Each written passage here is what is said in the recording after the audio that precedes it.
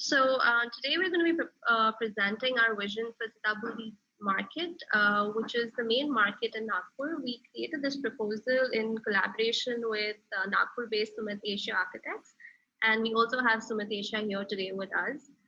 And they really helped us in getting all the information and like getting us the real ground experience that is something that we could not have gotten during this time since we couldn't travel there due to COVID. So our vision for the market was really to sort of create a new shopping and cultural destination and to kind of create a new hub within Nagpur, and to go beyond its identity of just being a busy market. So the main design values for us for this market, which really is like a spine in Nagpur, and something that people of Nagpur very strongly identify with, is to sort of create a dynamic shopping experience which is very well organized. Currently, if you go there, it is a chaos of vehicular movement, pedestrian movement, and shopping activities and hawkers. So what we really wanted to do was to create a very well-defined, organized shopping experience by prioritizing pedestrian activity, not just on the street, but also access to the market, and prioritizing that sort of pedestrian connectivity. To do this, we sort of reorganized the traffic movement to reduce the chaos on the street. And we really wanted to improve the livability through curated programming for a very vibrant and dynamic sort of street life, and going beyond the definition of a conventional market. And of course, this involved improving the standard of existing, not just natural, but also artificial street infrastructure, a large part of what we realized was missing on the street.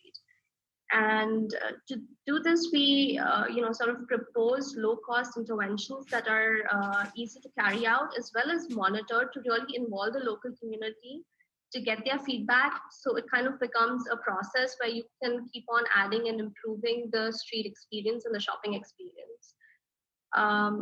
The main steps that we, like a strategic design approach to this process was to reorganize the existing functions for a more livable street.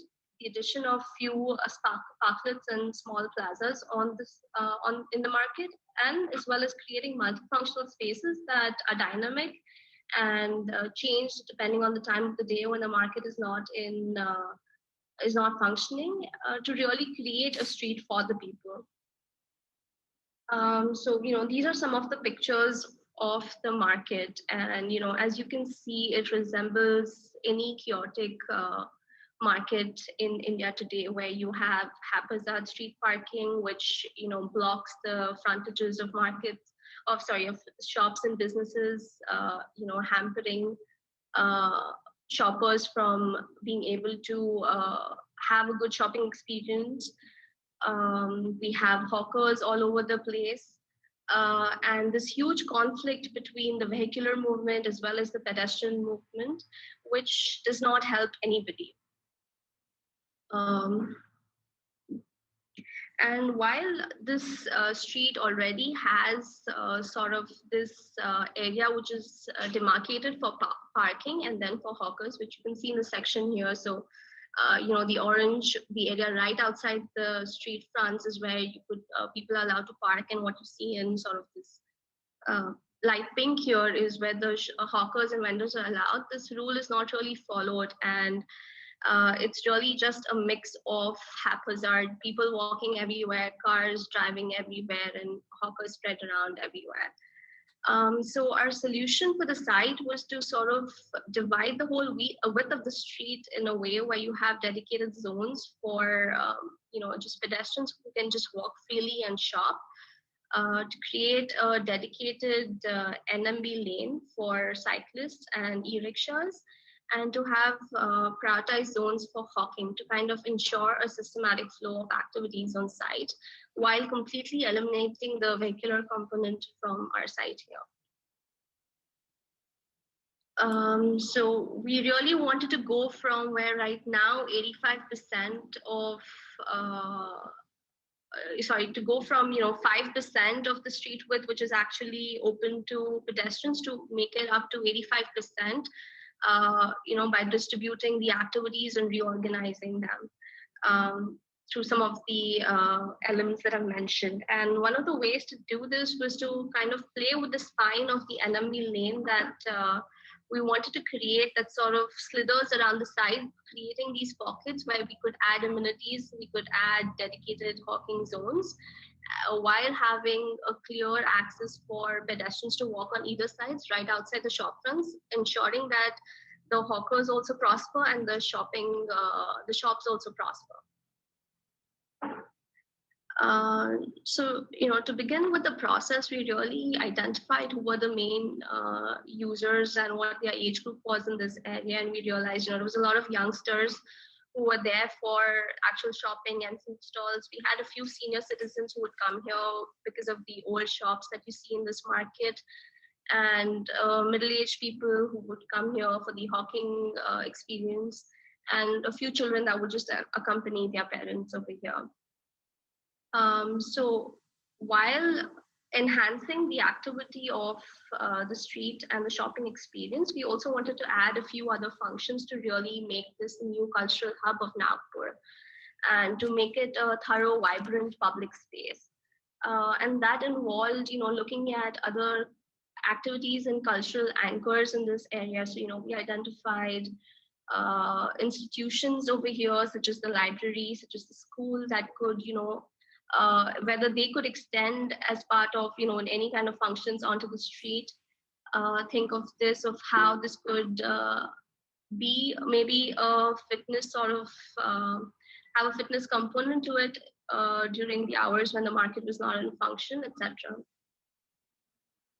And then we basically, took an inventory of what the existing infrastructure on the street is that was available, and we realized that there were absolutely no shading elements, very little street furniture, no drinking water here, no waste receptacles, and while there was public transit over here due to the site being close to the metro station as well as the railway station, there was barely any accessible paths here, no crosswalks, and basically almost no basic infrastructure that was in place. And that was something that, really we felt needs to be added here.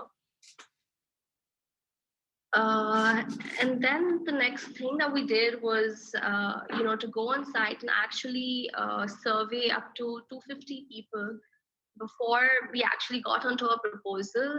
And, these are just some of the information that we got from the site based on their experiences. So, more than 80% felt that the hawkers on the street should be organized. More than 68% people felt that, the market could have multiple users during different times of the day. Up to 84% people felt that there was a huge parking issue over here. 95% felt that, the traffic was really chaotic. And 86% of the people were open to the market being more reorganized, being more pedestrian friendly, having more green pockets and sit outs and amenities. And they were generally very open for this to being more than just a market. And even without us asking whether they like this or that, some of the answers that they came up with, what their suggestions and expectations were to have fitness or yoga related activities, having more sit out spaces, having more food stalls, opening this street to things like plays and open air screenings, open exhibitions. And it's really with all this information that we went onto our drawing boards and came up with a proposal. So what you see here is in blue is the main spine of the market. And instead of just taking the market, we have really, looked at this as from a neighborhood sort of point of view and ensure proper access. So while we have, rerouted vehicular traffic along the major roads around the street, we also identified vacant parking spots over here where people could park, and then really also design these spines that lead to the main street, as pedestrian priority streets, which were, well shaded. Um, Other than that, we have another stakeholder on our site, which was this large mall, which could also, we could use the R parking to sort of resolve some of the vehicular issues that we were seeing here. And we also identified a lot of buildings over here which could be facelifted. These are heritage buildings, and you would see in our proposal later on how we propose and how they can be facelifted to sort of create a more livable experience here. So we really looked at the spine of the main street, and we divided into three segments where, the first segment was dedicated to more shopping and amenities. And so was the last segment. And what we had in the center was predominantly a hawking zone, because we have up to, an organization of 150 hawkers over there, which we had to make sure that we accommodate all of them, because there is already an on-ground tussle between the hawkers and the shopkeepers as of today. So we had to ensure that we are finding place for all of them. And diagrammatically, as you can see, the Nmd Lane sort of crisscrosses on the street width that we have to sort of create these pockets of amenities as well as hawking zones. And to this we added street patterns and just street painting, which would demarcate what the vendor zones were, what the seating spaces were, what the multi-use spaces were, as well as sort of using a Morse code kind of pattern on the walkways, which is temporary, but it's to sort of identify the 6 feet apart distance to keep some social distancing in place as this is executed in the coming months. I would now ask Sagrika to take over. Yes. So we now come to the second part of this presentation, which basically talks about the various design features that we have introduced as a part of the proposal or the design proposal. The first step in this particular designing process was to divide the entire site into demarcated zones based on the width. So what we did was first we created a central spine, as you can see, which is marked in teal. The teal colored spine that runs through the site is basically your Nmd lane, or a lane for non-motorized vehicles. And in this case, it's basically E-Rickshaws and bicycles. And this basically divides the site into 3 portions where you have pedestrian walkways that run parallel to the shops. And then you have this particular spine in the between. Apart from that, starting off with just listing down the design features for now, we have the Amenity Plaza, which is basically an entrance or an exit plaza. And this particular Amenity Plaza is located on either ends of the site, that is the Variety Square end and the Lohapul end. Then we move on to the Nmd Lane, which I've already spoken about. After that, we have the Hawkers Plaza and the Food Bazaar, which are part of the extended interventions that we identified or that we proposed in the plots in the neighboring areas. That is the market space, which is already present here, and a school, a vacant school. The next one, there were 2 measures that were taken to increase the safety of the pedestrians on site, one being the safe crosswalks, and the other one being the drop-off points. So both these features, which we will speak about in more detail later, are introduced at intervals in order to increase the safety of the pedestrians. After that, we introduced new activities on the site based on our understanding of the user groups that are present, and also to diversify the type of user groups that could probably utilize the site. And so that includes the dynamic linear park, and it includes the pop-up events plaza. Apart from that, in order to make the approach routes from the vacant parking plots that we have identified within 250 meters of this site, in order to make the walking experience a little more pleasant, we have proposed shaded pedestrian promenades, which again we will be talking about in detail further. Beena, you can move to the next slide. So firstly, we come to the first design feature, which is the Amenity Plaza. Now, although this Amenity Plaza is present on the Variety Square side and basically on either ends of the site, this particular plan represents the one which is on the Variety Square side. So starting off from the left, if you look at the plan, you have the high density highway with your overflowing vehicular traffic.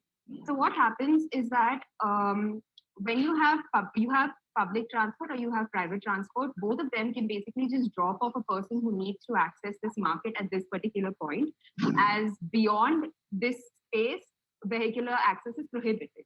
Now, since this is basically a high density junction, we have also made a provision for a zebra crossing in case a person gets off on one side and actually needs to cross to the other side of the market. Now, since this particular plaza is an entrance plaza and it basically acts as a starting point for any user, all the essential functions that makes a particular person's experience way more easy and way more comfortable should be available to him at this point.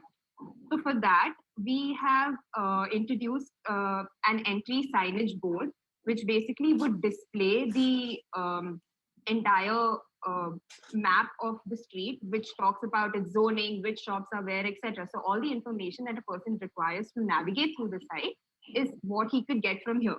We also have sanitation booths and sanitization booths and like waste receptacles that are proposed here. Now, there are two functions or two additional aids that we thought would be essential for this particular street, is that providing the services of e-rickshaws and rental bicycles. So now, while e-rickshaws are something that could be available to senior citizens, or they could be available to specially able people at a nominal fee again, the bicycles could be rented by anybody and everybody. So in order to avail these facilities, they could basically go to a kiosk that is again proposed here and avail these facilities and make use of them. So the Nmd Lane, as you see, basically divides the entire street into three portions, which is your pedestrian walkways that are in gray and marked with the Morse code.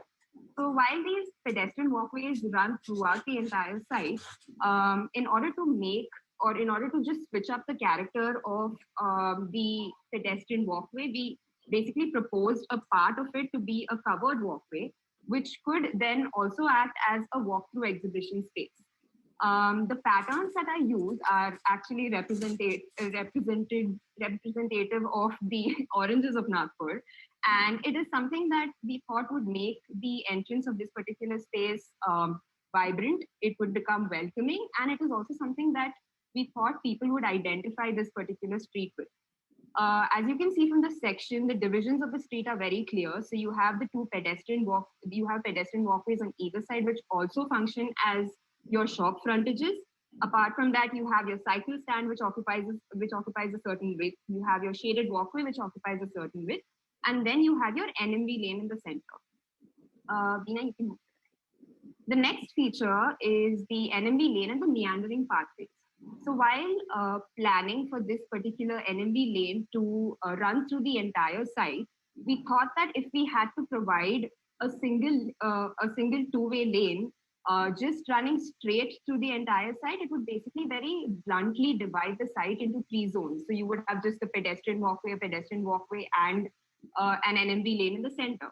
So in order to structure it a little differently and to make it more permeable, we basically introduce these bends at regular intervals, which are 60-degree bends, that not only allow pockets of functions, like in this case, you can see the green node, you can see the hawker lane to take place, but also help in reducing the speeds of the non-motorized vehicles in these zones. So the green nodes here basically act as buffer zones between your pedestrian walkway and your Nmd Lane, and this has been catered to with the help of plastic crates, which are available in abundance because of the orange trade in Nagpur. You can also then see how we've introduced individual vendor zones where vendors can basically set up their carts and people can shop comfortably. Now, what this does is that it offers like a dual shopping experience to a person. So as he's walking through the pedestrian walkway, on one hand he has um, the shops, and on the other hand he has a street shopping experience. When deciding on the width of this particular Nmd lane, we knew we had to have it as a two-way lane because it would basically form a loop that would take a person back and forth. But based off on the measurements of or the dimensions of the modes of transport, that is your e-rickshaw and your cycle, along with clear widths, 3 meters seemed like an accurate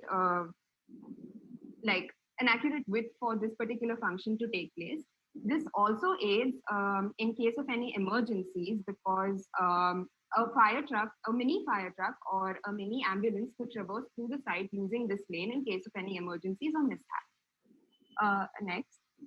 The next feature is basically a drop-off point. So now one of the major concerns that we noticed at Sitabuldi market was the haphazard picking and dropping off of people at just anywhere and everywhere on the site. And it basically just obstructs the free flow of a particular pedestrian. So in order to cater to this, apart from having the starting points for these e-rickshaw services on two ends, there are also two additional drop-off points along the length of the street. So what this does is that it makes it easy for people to identify these points where they can get picked up or dropped off.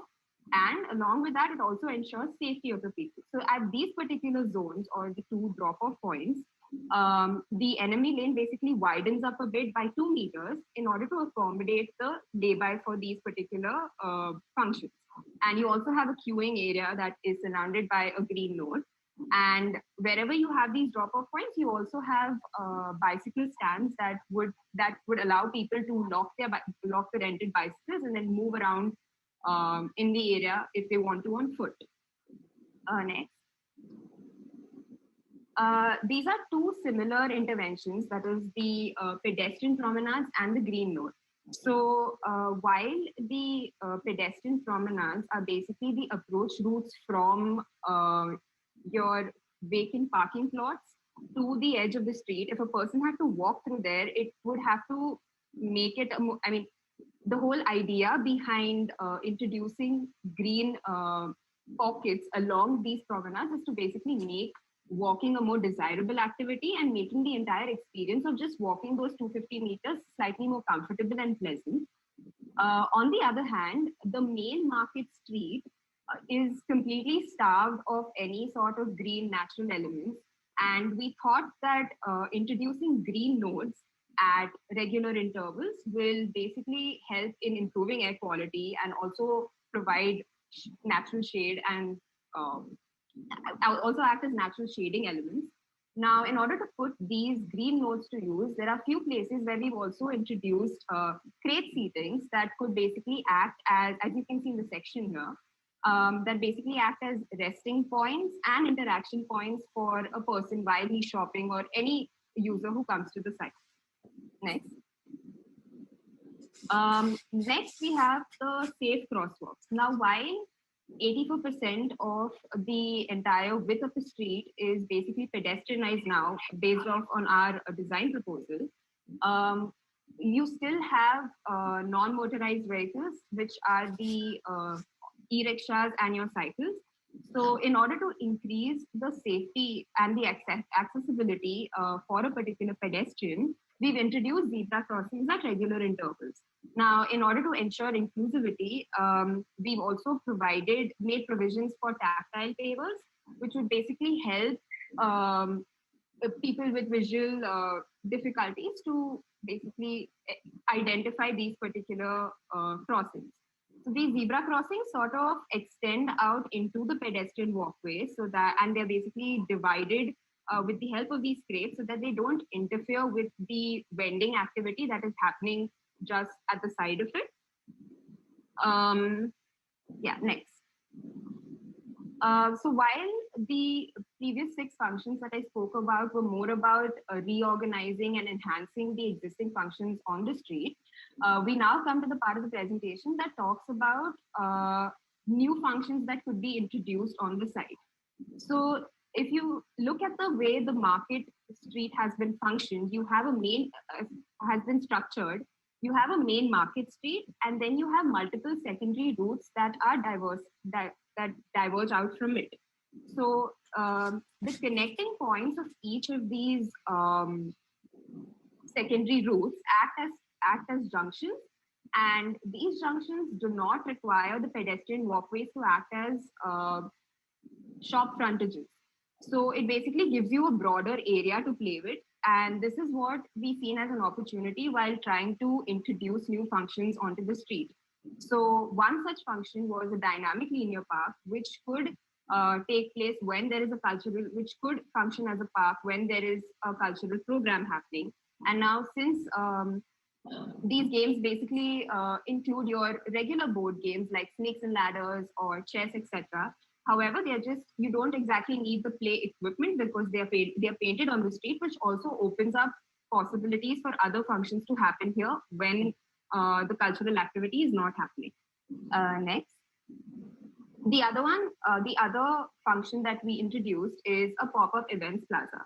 So this idea struck us when we realized or when we identified a library that is present in the vicinity of the site. So we thought of sort of bringing out the function of the library out into the open. And so this particular junction could actually function as a space where a pop-up book fair could happen, or a book exchange could happen, or it could even become a reading space. So plastic crates could be reinforced and connected to function as seats or even shelves.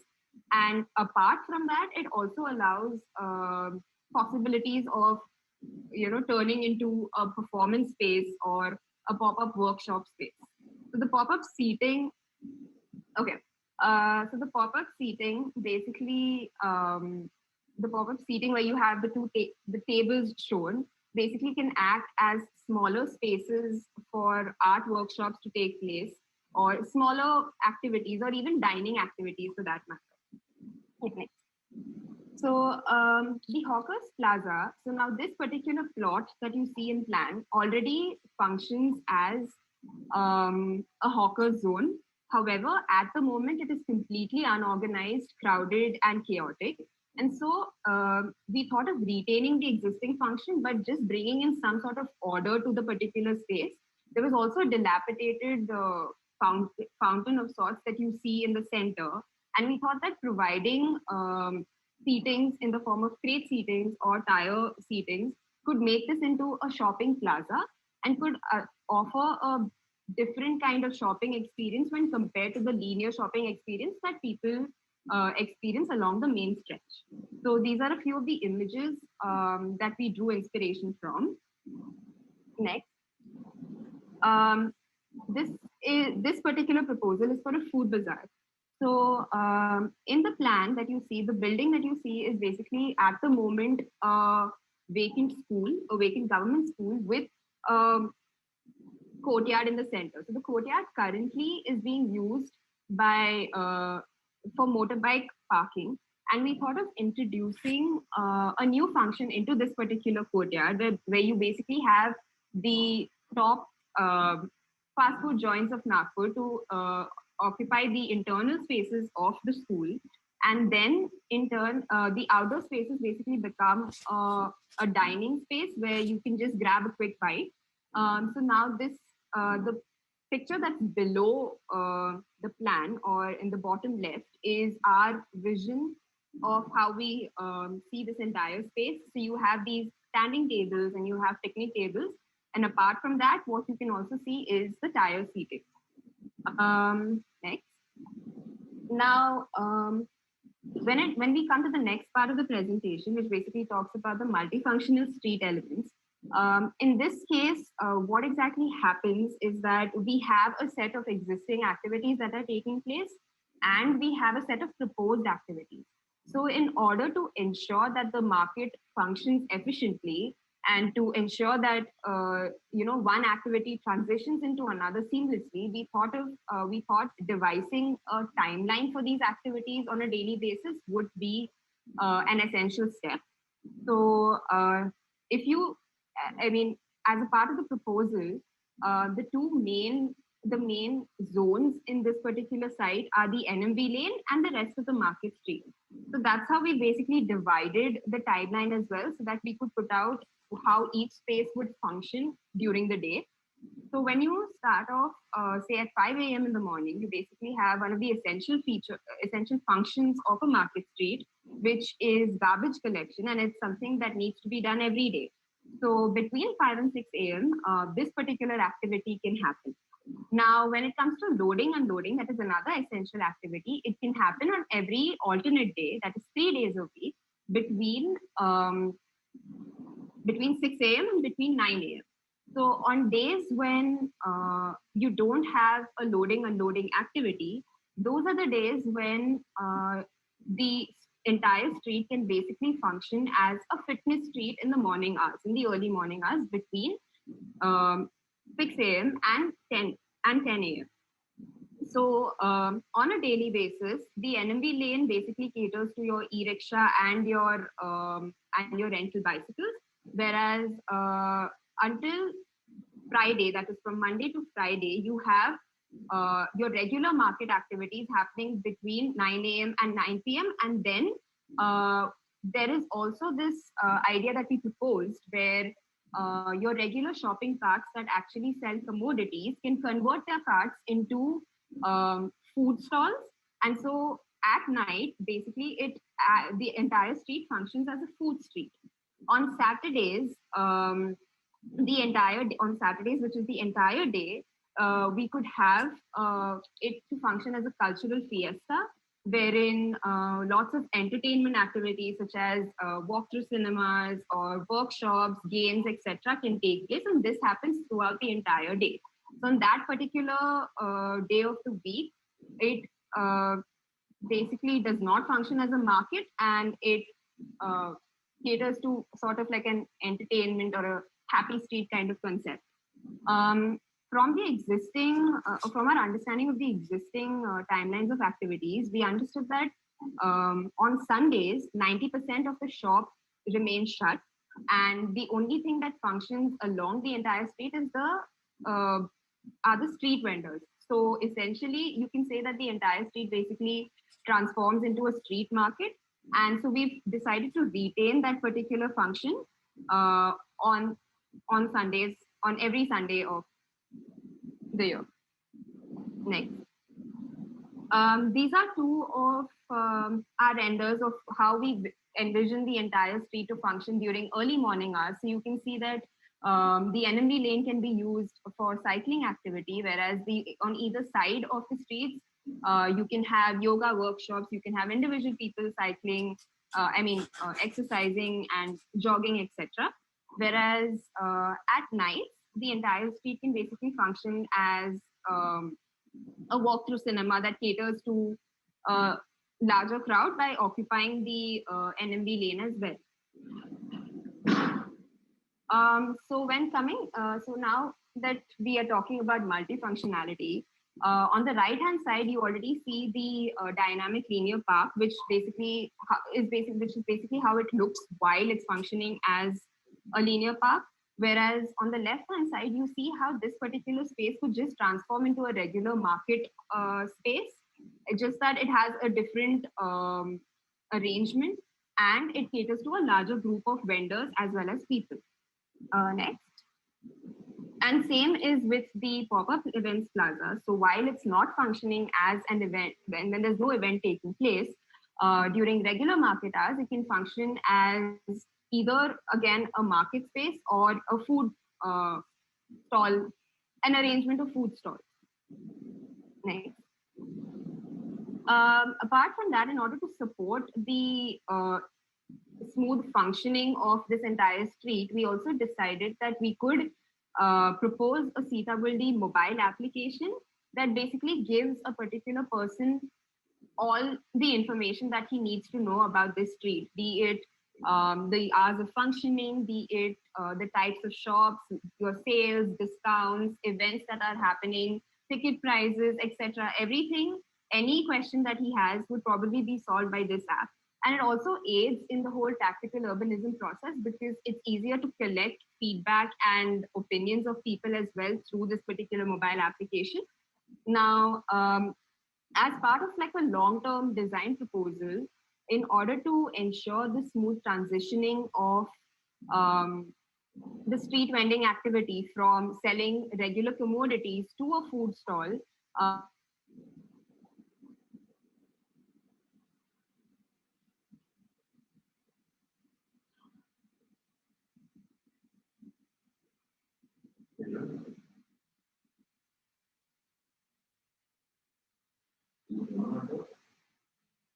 I think we've lost Sagrika.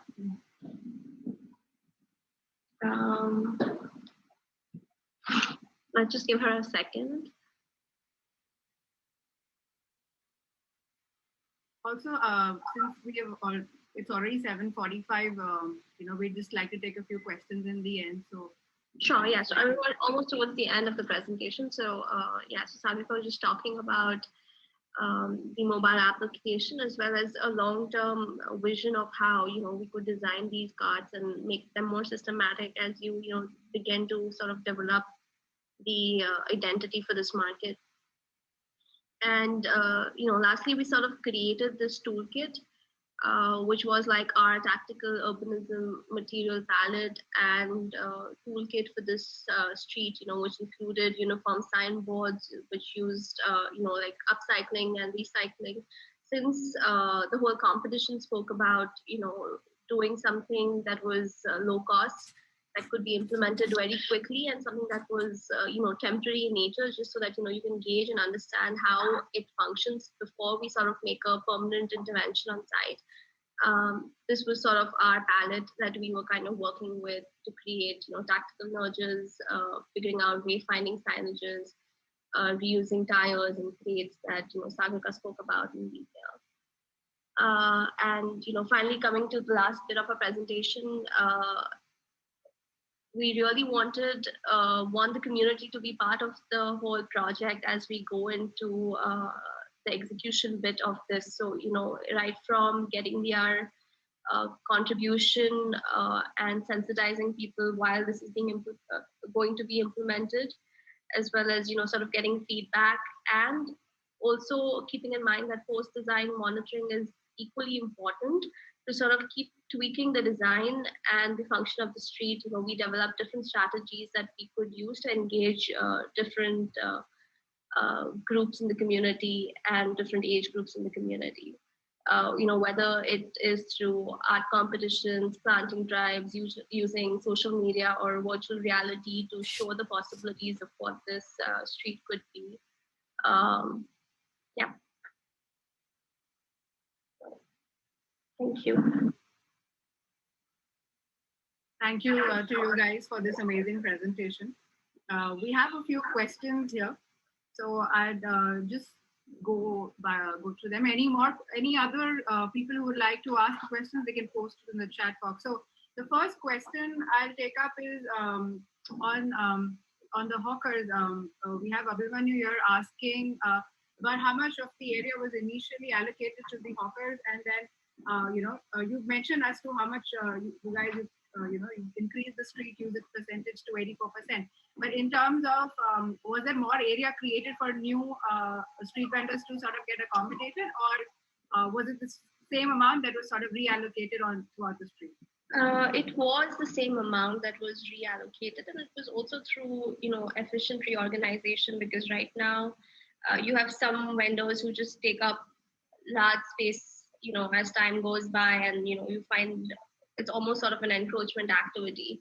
So we are working with the organization there, and we know that they have a definite number of vendors that are registered with them officially who are allowed to hawk. So we were trying to kind of create a system where we make sure that the same number of people can get accommodated on the street, and which is also one of the reasons why we came up with the hawking plazas, and extending the site where you can have more of an official zone which becomes predominantly a hawking zone by nature.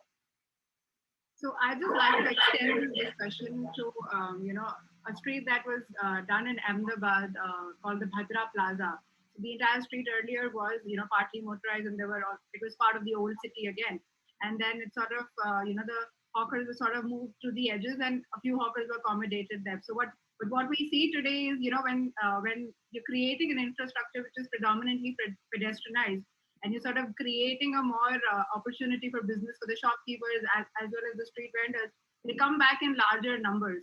So it's just a question, like, how does the sort of the informality work when on one hand we formalize them through registration, but then the way we sort of design and operate on the street, on Indian streets, how do we sort of accommodate through that as urban designers?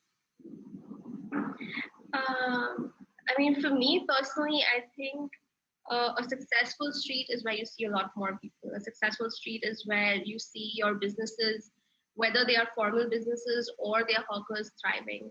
So I think, instead of us trying to fight the hawkers, a larger conversation is to be how we can help them thrive.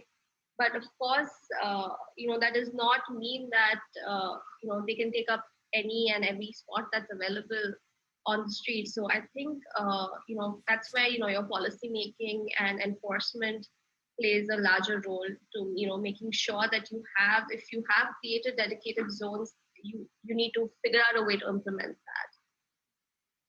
Right. So in continuation with the same discussion, there's a question being asked about what about seasonal peaks of the commercial area, like, during Diwali and the other Indian festivals where the street becomes a very important part of the festival. Yeah, and I think that is where, something like tactical urbanism or the dynamic nature of the street comes into play. So, when we're talking about all these different plazas, they can, be transformed into completely different experiences based on, the way you talk about different festivals or times where, people are shopping more.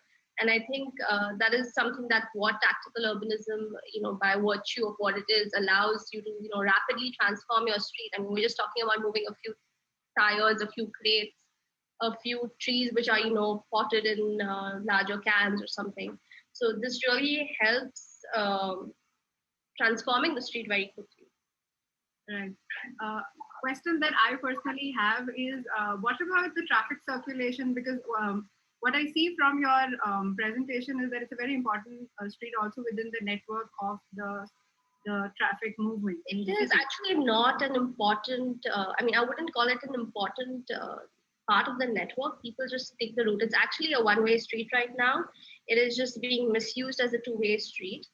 And for the longest time, the corporation has been trying to enforce and, kind of figure out a way to make it pedestrianized. And you have a proper route that is available around the site, which could actually be used properly by vehicles. And, the vehicles that are coming here, they're just like, going across the market. They don't really contribute to the functioning of the market as such. And I think so. I just mentioned the comments that he would like to add something to the presentation, so if he could. Yes. Hi. Hello, everybody. I would just like to answer regarding the hawkers. We are constantly upgrading and discussing the design with the authorities here, with the smart city people as well as mayor of the city. So we had a really good discussion. And one important point regarding the hawkers, like accommodating most of them, increasing their number, he gave a very nice suggestion. What he proposed is you can also allot the same stalls to different hawkers. Like in the morning, he wanted to have the full market over there, which is right now being like the market is there on a metro place. So that is also a nice suggestion. What they're doing is they will be issuing passes or something like this, in the morning right up to 11 or 12, the full market people will be occupying the same stalls. Then the hawkers will take up the regular hawkers, and at night the food stalls will come up on the same place. So we are, in terms of we are increasing the use of space for the end users. We are also doing it for the service providers like hawkers, vendors, etc. So that is a nice suggestion by Sri Honorable Mayor Sri Dayasankar Tiwari. He is very active on this particular design. So that was the suggestion that came from. Yeah, it's great to hear, when you have the policymakers themselves, getting down to the smallest details of such kind of projects. It was really nice. He came up with that suggestion, and we really liked it. Like in the early morning hours, they will be giving that slot today or tomorrow to the metro, so those people can also be accommodated. So it is in fact the capacity building is like, we are making more capacity and accommodating more people. So I'll take two questions together now. One is a question that's being asked regarding formulating any built form guidelines for the street as urban designers, and how do you handle the heritage norms of the locality? You spoke about a few heritage buildings being there inside. So regarding the heritage buildings, currently, I mean, we were looking at this, of course, from the short time frame of the project, where it was a quick something that can be quickly done within, a couple of weeks and executed, because that was the main core function of what the challenge was, to come up with quick, low cost, efficient solutions to transform the street, to figure out whether it's working or not working. And then if it's working, talk about the long term and look into the long term vision and strategy for the place. In terms of the heritage buildings, a lot of them are empty today. They are contested, whether the ownership or the use. And I think Sumit can add a little bit more detail on the existing. We identified, I think, about 4 to 5 heritage buildings. But what we do know is that we do have permission from the authorities to at least facelift them and paint them, just to, it's part of the beautification and adding, character from a visual interest sort of point of view to the street. And that's what we're using them for. And also by heritage, I think, let me clarify, it's not like, it's a grade 1, grade 2 heritage sort of structure. It is just a building that you could say is from before, and, it's architecturally significant, and adding character to the place. Right. There's another question regarding the street materials that you used here. So I think you gave a little bit of an idea, but if you could elaborate on that. So, we were again, working with a limited sort of budget, and our whole concept was on upcycling and recycling, and and as part of if you have seen any other tactical urbanism projects, you would see like a lot of these same materials are what is used. So there's a lot of painting of the streets. There is a lot of tires. There's a lot of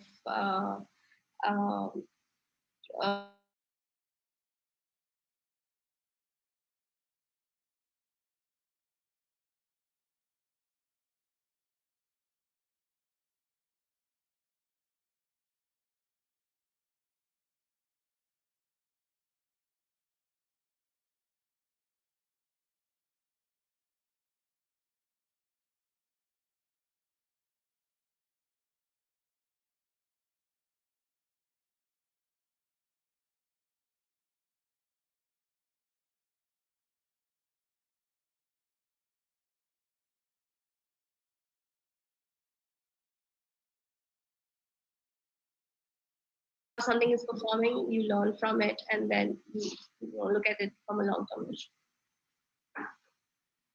Right. There is a compliment. There's a resident of Nagpur here with us, and she really liked the details that you planted. So congratulations. Thank you, the entire proposal. So we'll just take up the last one here on the seasonality use of the.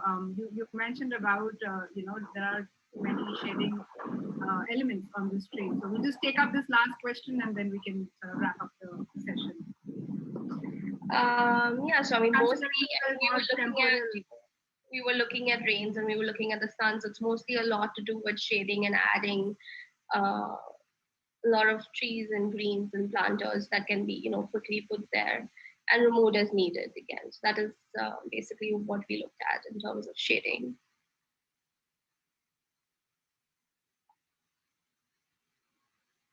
There's a persistent question from Daksha regarding the build forms, the guideline formulated for the build forms in the area. So was that part of the project? No, that was not part of the project.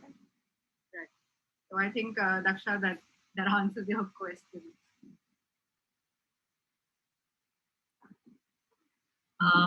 Okay, I just have one quick question. Actually, it's in 2 parts. So first, did you by any chance have any stakeholder consultation before you got on to the design aspect? And second, if you could just quickly tell us how this is going to get implemented, or how, I think this was supposed to be like a pilot project and they're going to implement. So if you can just tell us how it's going to be taken forward. So in terms of stakeholder consultation, what we did was, as part of the program, there were a few walks that were conducted by the authorities themselves, where they did call in like key stakeholders, including, like the head of the Hawkers Association, etc., who were part of it. And we had conversations with them to understand, what they feel about the whole project. In addition to that, we also did a survey which involved 250 users, which included shopkeepers, which included hawkers, as well as normal citizens who use the market to kind of arrive at this proposal. And your last question about implementation. So we're currently in talks with the Nagpur authority as well as the smart city organization there. And it's a long process, since this is driven by the central government as part of their smart cities initiative. And we're hoping to execute this in the coming months. Great. Okay. If in case anyone, we can go on for 5 minutes since we started late. If anyone wants to ask or discuss anything else.